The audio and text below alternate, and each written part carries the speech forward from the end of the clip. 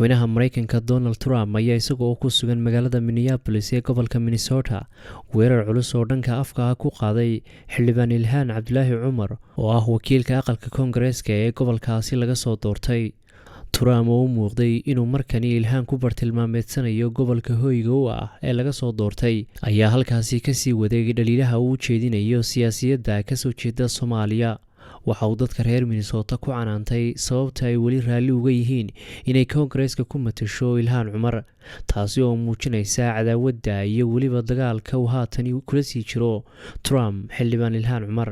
waxaana mar arrintaasi ka hadlayay oo hadallada uu goobtaasi kaga hadlay u dhignaayay sida tan: haweeneyda Koongareeska ka tirsan ee la yiraahdo Ilhaan Cumar waa qof necab Mareykanka, waxay iska indhatirtay weerarkii Sebtembar 11 lagu soo qaaday waddankeena. sidee ayaad ku ogolaan kartaan in qof noocaas ah idinku matalayo Minnesota?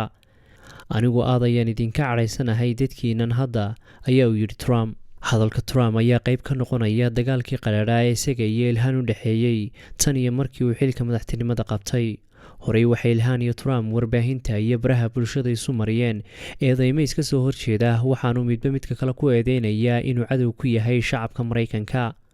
arrinta madaxweyne Trump iyo Ilhaan ayay si weyn u qaadadhigayeen warbaahinta dalka Mareykanka, taasi oo dadka siyaasadda Mareykanka falanqeeya qaarkood ay sheegeen in Ilhaan ay sumcaddeeda kor sii qaadayso in madaxweynihii dalka ugu sarreeyay uu muran dhex maro, halka kuwo kalena ay sheegeen in Ilhaan markani ay ka badbadisay arrimahaasi islamarkaana loo baahnaa in arrimaha bulshada iyo baahiyaha dadka soo doortay ay ka hadasho intii siyaasadda Mareykanka ay ka hadli lahayd.